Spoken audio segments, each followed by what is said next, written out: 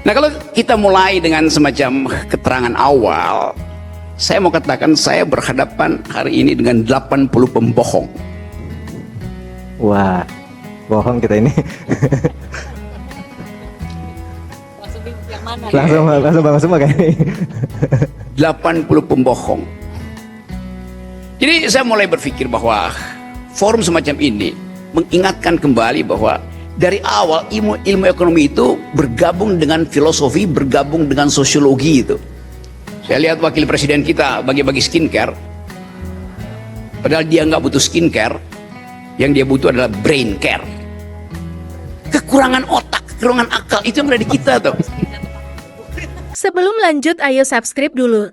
Yang subscribe rezekinya dilancarkan setiap hari. Biasanya perlu statement-statement yang filosofis dan statement-statement yang susah untuk dicerna. Nah, saya ingin mungkin memberi kesempatan pada Bung Rocky untuk kita distimulus dulu, Bung Rocky. Apa sih point of view Bung Rocky sekarang melihat situasi seperti ini? Oke, istilah point of view. Apakah point of view itu poinnya yang penting atau view-nya yang penting itu? Oke. Saya belajar economics dan lebih sering belajar sendiri sebetulnya, karena saya hanya ingin tahu apakah sebetulnya semua manusia itu boleh disebut sebagai homo economicus di dalam pengertian Adam Smith, atau homo economicus dalam pengertian Friedrich von Hayek, atau homo economicus dalam pengertian Sumitro Djoyohadikusumo. Jadi semua pertanyaan itu ada di kepala saya. Saya belajar pertama justru jurusan elektro, ilmu teknik, lalu saya belajar sedikit ekonomi, lalu belajar hubungan internasional, belajar hukum, belajar filosofi. Jadi ada semacam ketidakpuasan sebetulnya dari awal untuk mengetahui manusia itu nature-nya apa sebetulnya. Nah, kalau kita mulai dengan semacam keterangan awal, saya mau katakan saya berhadapan hari ini dengan 80 pembohong. Wah, bohong kita ini. Langsung bangun semua kayak ini. 80 pembohong. Saya baca buku mungkin 10 tahun lalu, buku yang saya pernah diskusikan dengan Khatib Basri, Dr. Syahrir, macam-macam itu. Judulnya Economics Doesn't Lie, Economics Does. Ilmu ekonomi tidak berbohong, yang berbohong adalah ekonom. Karena dia mesti ucapkan apa yang dia maksud dengan efisiensi. Dia mesti ucapkan apa yang dimaksud dengan rational expectation itu. Nah, semua itu menuntut pertanggungjawaban, dan ekonom bilang enggak, saya enggak perlu pertanggungjawabkan. Kalau saya salah di dalam mengambil kebijakan, saya akan bilang modelingnya belum sempurna. Variabelnya belum cukup. Jadi selalu ada adequacy untuk mengatakan now, sekarang saya bilang saya seorang ekonom tuh ketika semua variabel tersedia. Artinya tidak diperlukan value, tidak diperlukan inspirasi, tidak diperlukan etos. Karena cukup kita tunggu bagaimana seluruh variabel itu tiba di depan saya tuh, maka saya menjadi seorang pasif. Padahal di dalam kehidupan real kita aktif untuk menuntut justice, menuntut kesetaraan tuh. Sekarang ilmu ekonomi itu berantakan, dibuat berantakan oleh Donald Trump, mau dirapikan oleh Sri Mulyani, akhirnya dia nyerah juga tuh. Jadi kita mulai melihat bahwa ada kesempatan sebetulnya untuk membangun satu markas pikiran baru yang basisnya adalah real life. Itu pentingnya kita belajar tentang sejarah ekonomi itu. Pak Mitro mengerti sejarah ekonomi. Pak Mitro pasti di awal abad 20 bergaul dengan para ekonom Prancis yang padat filosofinya tuh.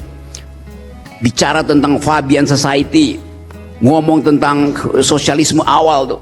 Jadi saya bisa bayangkan bahwa Pak Mitro bukan homo economicus in optima forma. Ethics ada di dalamnya. Dan itu yang memungkinkan kita mengembalikan pikiran Sumitro itu di dalam ranah ethics. Jadi kalau disebut forum Sumitra Economic, mungkin Sumitra Etoskonomik. Etos ekonomi. Ada etosnya tuh. Tanpa etos, kita jadi mainan dari artificial intelligence. Gak ada poin pembicaraan kita hari ini. Semuanya bisa tersedia hanya dengan 2 kali klik. Kita mau bungkus negeri ini dengan satu etos yang baru. Yang dalam tafsir saya, Presiden Prabowo menginginkan ada kesetaraan manusia di depan kapital. Itu adalah ideologis. Yang ada di kita selama ini, ada market ekonomi, oke. Market ekonomi memberi sinyal pada kita untuk mengambil keputusan secara efisien. Market ekonomi. Tetapi yang terjadi, market ekonomi masuk sampai ke dalam sistem kultural kita, berubah menjadi market society. Batas itu yang mesti kita tegaskan. Tidak boleh market ekonomi masuk ke dalam dan berubah menjadi market society. Itu yang terjadi di Rempang, terjadi di Papua, terjadi di Kalimantan tuh.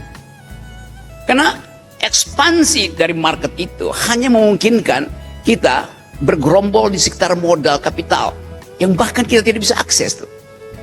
Jadi saya mulai berpikir bahwa forum semacam ini mengingatkan kembali bahwa dari awal ilmu ekonomi itu bergabung dengan filosofi, bergabung dengan sosiologi itu. Siapa Adam Smith? Dia seorang ekonom, bukan. Pertama-tama dia ada filsuf moral. Siapa dia? Dia ada sosiolog itu. Belakangan modeling dia kita pakai itu. Siapa von Hayek? Apakah dia seorang neoliberal atau seorang libertarian? Oh iya. Tetapi dari awal dia hendak menghindari orang masuk dalam jebakan serfdom, perbudakan, road to serfdom. Kan itu bukunya kan. Tetapi kita mau lihat apakah manusia bisa mengembalikan fungsi evaluatifnya ketika berhadapan dengan technological society hari ini. Jadi sekali lagi sebagai pengantar itu kita mau tuntut satu upaya dari teman-teman ekonom muda untuk menghasilkan a new kind of mode of economic thinking itu. Kita bicara ekonomi oikos nomos, aturan di dalam oikos rumah tangga, sambil kita tahu bahwa peran perempuan di dunia ini 80% produk sembako kita dihasilkan oleh tangan perempuan di dunia.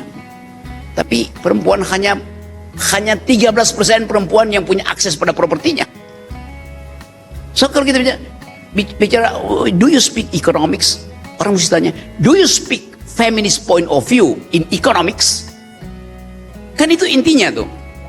Lebih dari itu, dalam keadaan hari-hari ini kita krisis lingkungan, orang nggak bicara lagi do you speak Chicago School, Cambridge School, Austrian School. Orang tanya do you speak environmental ethics?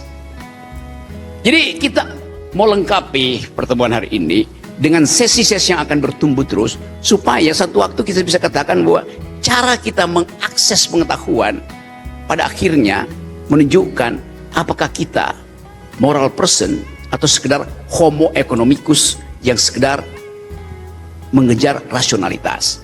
Saya kira itu sambil saya kita uji nanti apakah dalil saya bisa ditumbuhkan di dalam era hari-hari ini ketika semua orang sibuk dengan skincare. Saya lihat wakil presiden kita bagi-bagi skincare, padahal dia nggak butuh skincare, yang dia butuh adalah brain care. Kekurangan otak, kekurangan akal itu yang ada di kita tuh. Kan kita mesti uji lebih dari awal. Jadi kenapa kita mesti bicara begitu? Karena pada akhirnya yang kita sebut sebagai public policy adalah kapasitas berpikir dari pejabat publik. That's all. Assalamualaikum warahmatullahi wabarakatuh.